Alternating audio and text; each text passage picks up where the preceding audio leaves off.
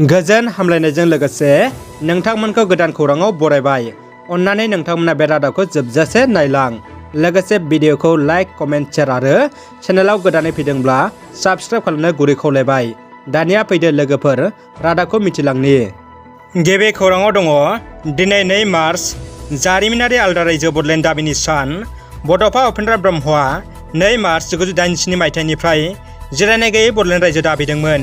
दिनै दुलाराय आसामनि मोनफ्रोम एबसुनि जिल्ला दखरा दालाय मावख'आव बे सानखौ फालिदों। बे लेखायै उदालगुरि जिल्ला एबसुनि बडलेण्ड दाबिनाय सान फालिनाय हाबाफारियाव बाहागो लायो एबसुनि आफादगिरि मानगोनां दिपेन बर' बिथाङा।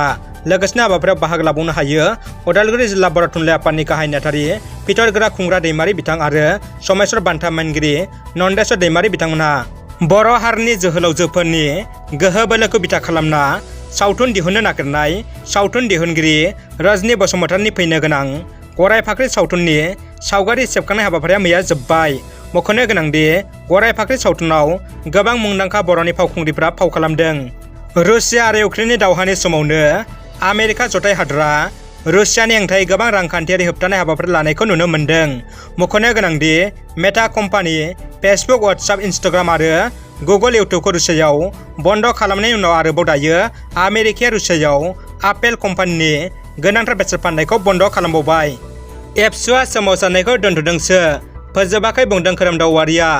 जारिमिनारि बडलेण्ड दाबिनि सानखौ देग्लाय मिरु एबसुआ दुलाराय बर' फरायसा आफादनि गाहाय मावख' बड'फा हाउसआव फालियो।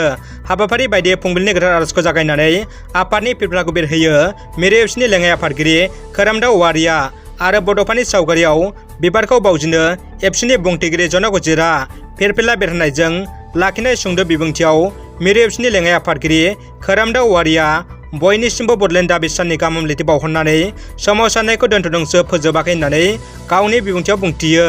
मख'जायोदि बर' हारिनि सिनायथि, थामोनथा आरो रैखाथिनि थाखाय बड'फा उपेन्द्र ब्रह्मआ 1987 मायथाइनि 2 मार्च एबा दिनैनि बे गोथार सानावनो बडलेण्ड दाबिखौ फोसावनानै सोमावसारजेनो। बै साननिफ्रायनो एबसुआ बोसोरफ्रोमबो 2 मार्चखौ बडलेण्ड दाबिनि सान महरै फालिबोगासिनो। आलदा रायजो बडलेण्डखौ दिनैसिम मोनफुंनो हायाखैब्लाबो बिनिनो फिथाइ महरै इं 1993 मायथाइनि 20 फेब्रुवारियाव बिएससि, 2003 मायथाइनि 10 फेब्रुवारियाव बिटिएडि आरो 2020 मायथाइनि 27 जानुवारियाव बिटिआर गोरोबथाखौ बर' हारिया मोनफुंनो हादों। दानिया फैदो गुबुन मोनसे खौराङाव। दिनै 40 नं रौता बियाबनि बर' बाजार पिएचडिसिनि सिङाव थानाय बरझार जारगाव गामिनि ब्रह्म मन्दिर आरो सयखिया सुबुरि पिएचडिसिनि सिङाव थानाय नेहरू समृद्धि एमइ स्कुलाव थाखो खथानि थाखाय खुन्थिया गायसनो बिटिआरनि इएम नीलोद स्वर्गियारिया। बे गोथार हाबाफारियाव गावखौ बाहागो लानो सुबिदा खालामहोनायनि थाखाय गामि आफाद आरो फरायसालि सामलाय आफादनिसिम बिथाङा साबायखर बावदों। इउक्रेन आरो रुसियानि दावहानि खौरां। सोलिफु 12 घन्टानि गेजेराव रुस आर्मिफोरनि हामलाजों इउक्रेननि खार्किभ सोहोराव सा 200 साधारन सुबुंफोरनि जिउ खहा जादों। मख'नो गोनांदि दावहाया दासिमाव सुग्लायाखै, अदेबानि दावहाया गोख्रोंनिफ्राय गोख्रोंसिन जानायखौसो नुनो मोन्दों। थासारिया माबे समाव मा जालांगोन बुंस' हाया। इउक्रेननि सुबुंफोरा बे समाव नियेन गैयै जालांदों। माइरं मोनग्रा रेशन कार्ड गोनांफोरनिसिम सरकारि फारसेनिफ्राय गोनांथार फोसावनाय।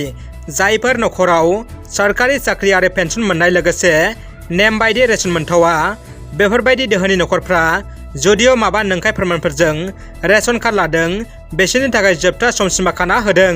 फैगौ 15 मार्चनि गेजेरावनो रेशन कार्डखौ गोजौआव मख'नाय बिथांमोना गोख्रै जगायनो सरकारि फारसेनिफ्राय बिथोन होदों, नङाब्ला सरकारा गोख्रों आयेननि राहा लागोन होनना फोसावदों। इउक्रेन आरो रुसनि दावहाया दिनै 7 सानाव आगान होबाय। 7 सानसिमाव लागातार दावहा होनायनि जाहोनाव इउक्रेन हादरा धंस जानायजों लोगोसे रुसआबो गोबां खहा जादों।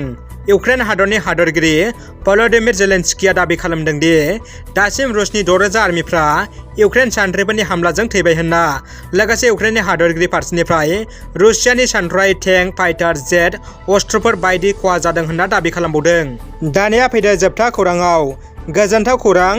इउक्रेनाव फरायनो थाहैनाय क'क्राझार बागानसालिनि फरायसा धृति महन पिक्टरपुयाजों लोगोसे आसामनि 2 गुबुन हिन्जावसाफोराबो इउक्रेननिफ्राय भारत हादरनि राजधानि दिल्लीयाव सफैबाय। रादाबा एसेनोसै लोगोफोर। रादाबखौ जोबजासे नायनायनि थाखाय गासिनिसिमबो साबायखर आरो गोजोन हामलायनाय थाबाय। जै बर' हारिनि गोजोन्थों।